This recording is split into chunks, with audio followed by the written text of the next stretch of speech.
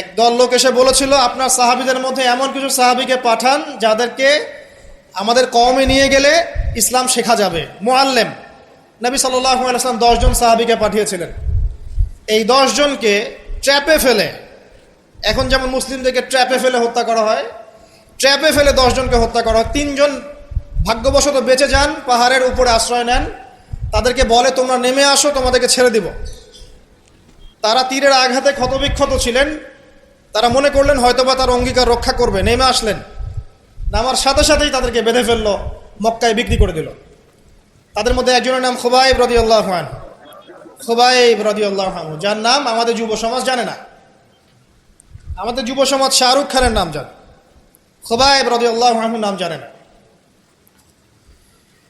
যাকে মক্কার সবার সামনে, একটা গাছের নিচে মক্কার সবার সামনে শুলদণ্ড দিয়ে হত্যা করা হলো।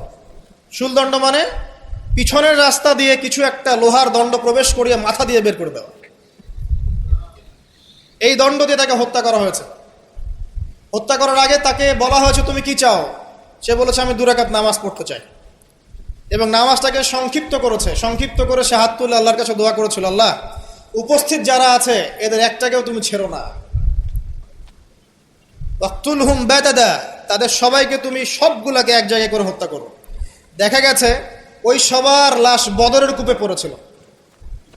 বদরের পরেও যে যুদ্ধগুলো হয়েছে এগুলোতে এরা মারা গেছে। বদরের পরে যে যুদ্ধগুলো হয়েছে এর পরে এগুলো মারা গেছে। আসলে ঘটনাটা বদরের পরেই সম্ভবত। যাই হোক, আমি যেটা বলতে চাচ্ছি, খুবাইব রাদিয়াল্লাহু আনহুকে তখন অপশন দেওয়া হয়েছিল যে তোমার জায়গায় যদি মুহাম্মদ সাল্লাল্লাহু আলাইহি ওয়াসাল্লামকে হত্যা করি, তুমি কি নিষ্কৃতি নিবে?